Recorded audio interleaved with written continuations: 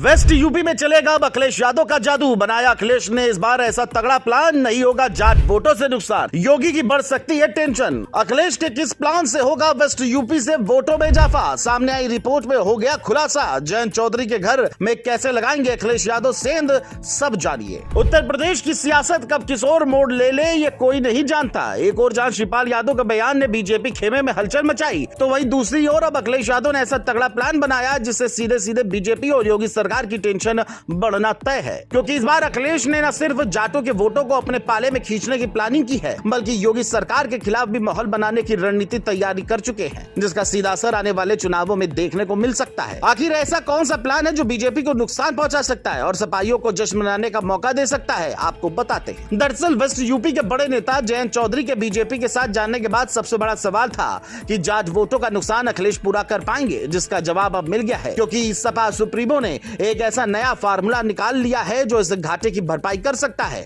और सपा के vote bank को और मजबूत बना सकता है। खबरों की माने तो जयंत चौधरी के एनडीए में शामिल होने से जाट वोटों में स्ट्रेंथ लगने का खतरा मंडरा रहा है। जाट वोट वेस्ट यूपी में 3 से 4% और कई सीटों पर निर्णायक साबित होते हैं। इसी को देखते हुए अखिलेश यादव ने अब गुज्जर समाज को साधने का बड़ा दाव खेला है। दावा है कि वेस्ट यूपी में गुज्जरों की आबादी लगभग 5 से 6% है और मेरठ, गाजियाबाद, गौतम बुद्ध नगर, बागपत, सहारनपुर, शामली, मुजफ्फरनगर और बुलंदशहर जैसे जिलों में उनका खासा प्रभाव है। अगर गुज्जर वोट बैंक सपा के साथ लामबंद हो गया तो जाट वोट का नुकसान आसानी से पूरा हो जाएगा। यही नहीं, ये दाव बीजेपी के लिए बड़ा सिरदर्द साबित हो सकता है, क्योंकि योगी सरकार में गुज्जर समाज की नाराजगी पहले से ही चर्चा में है।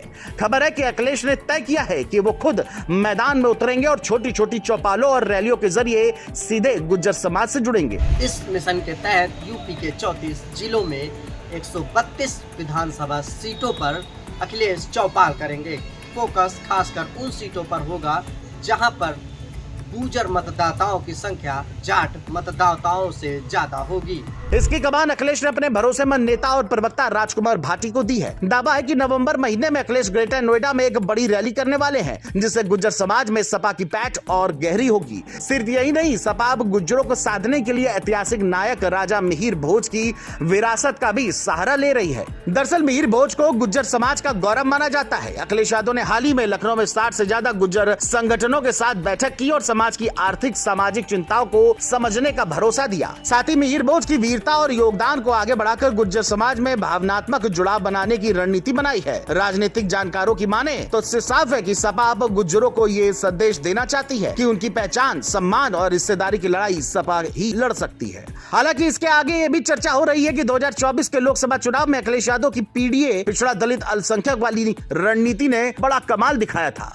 सपा कांग्रेस गठबंधन ने 43 सीटें जीती थी, जिसमें अकेले सपा ने 37 सीटें पाई थी। इसमें गैर यादव, ओबीसी और दलित समुदाय का बड़ा समर्थन मिला। अब अखिलेश इसी फॉर्मूले को और मजबूत करने के लिए गुज्जर समाज को जोड़ना चाहते हैं।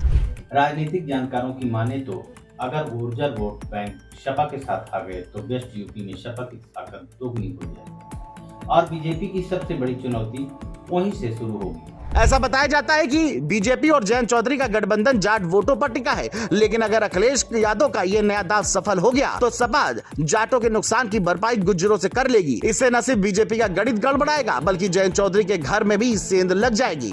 अब आगे क्या होता है, इस पर सबकी निगाहें लगी हुई हैं।